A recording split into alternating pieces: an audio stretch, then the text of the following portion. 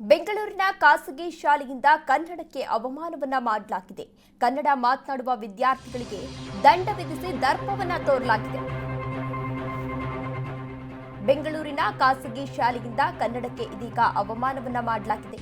ಕನ್ನಡ ಮಾತನಾಡುವ ವಿದ್ಯಾರ್ಥಿಗಳಿಗೆ ದಂಡವನ್ನ ವಿಧಿಸಿ ದರ್ಪವನ್ನ ತೋರಿದ್ದಾರೆ.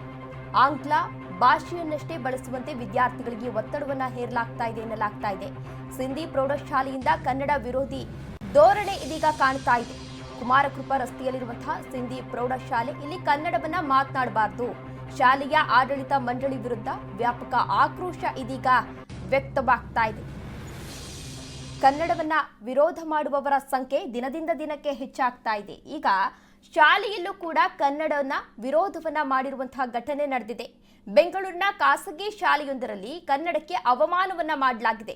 ಒಬ್ಬ ವಿದ್ಯಾರ್ಥಿಯಲ್ಲಿ ಕನ್ನಡವನ್ನ ಮಾತನಾಡಿದ್ದಾನೆ. ಅಂತಹ ಸಂದರ್ಭದಲ್ಲಿ ಅಲ್ಲಿನ ಶಿಕ್ಷಕರು ಕನ್ನಡ ಮಾತನಾಡಬೇಡ, ಇಂಗ್ಲಿಷ್ ಮಾತಾಡುವಂತ ದಂಡವನ್ನ ವಿಧಿಸಿದ್ದಾರೆ.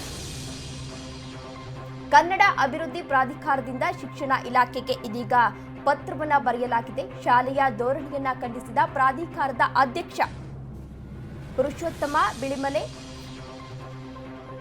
ಕನ್ನಡ ಅಭಿವೃದ್ಧಿ ಪ್ರಾಧಿಕಾರ ಅಧ್ಯಕ್ಷ ಇವರು ಶಾಲಾ ಶಿಕ್ಷಣ ಇಲಾಖೆ ಉಪನಿರ್ದೇಶಕರಿಗೆ ಪತ್ರವನ್ನ ಬರೆದಿದ್ದಾರೆ. ಶಾಲಾ ಆಡಳಿತ ಮಂಡಳಿ ವಿರುದ್ಧ ಕ್ರಮಕ್ಕೆ ಆಗ್ರಹಿಸಿದ್ದಾರೆ. ಆದಷ್ಟು ಬೇಗ ಇವರ ವಿರುದ್ಧ ಕ್ರಮವನ್ನ ಕೈಗೊಳ್ಳಬೇಕು ಅಂತ ಒಂದು ವಾರದೊಳಗೆ ಪ್ರಾಧಿಕಾರಕ್ಕೆ ವರದಿಯನ್ನ ನೀಡುವಂತೆ ಸೂಚನೆಯನ್ನ ನೀಡಲಾಗಿದೆ. ಇನ್ನು ಆರೋಪದ ಬಗ್ಗೆ ಸಿಂಧಿ ಶಾಲೆ ಆಡಳಿತ ಮಂಡಳಿ ಅಂದ್ರೆ ಉತ್ತರವನ್ನ ನೀಡಲು ನಕಾರವನ್ನ ತೋರಿಸ್ತಾ ಇದೆ ಎನ್ನುವ ಮಾಹಿತಿ ಇದೀಗ ಲಭ್ಯವಾಗ್ತಾ ಇದೆ.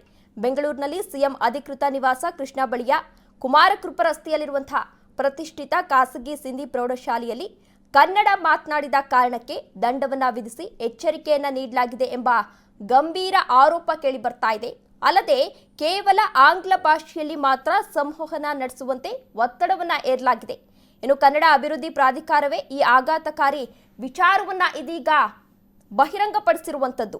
ಈ ಬಗ್ಗೆ ಸಿಂಧಿ ಪ್ರೌಢಶಾಲೆಯ ಆಡಳಿತ ಮಂಡಳಿಯ ಬಳಿ ಸ್ಪಷ್ಟನೆಯನ್ನ ಕೇಳಲು ಪ್ರಯತ್ನಿಸಲಾಗಿದ್ದು, ಉತ್ತರವನ್ನ ನೀಡಲು ಆ ಶಾಲೆ ನಿರಾಕರಿಸಿದೆ ಎನ್ನುವ ಮಾಹಿತಿ ಕೂಡ ಸಿಗ್ತಾ ಇದೆ.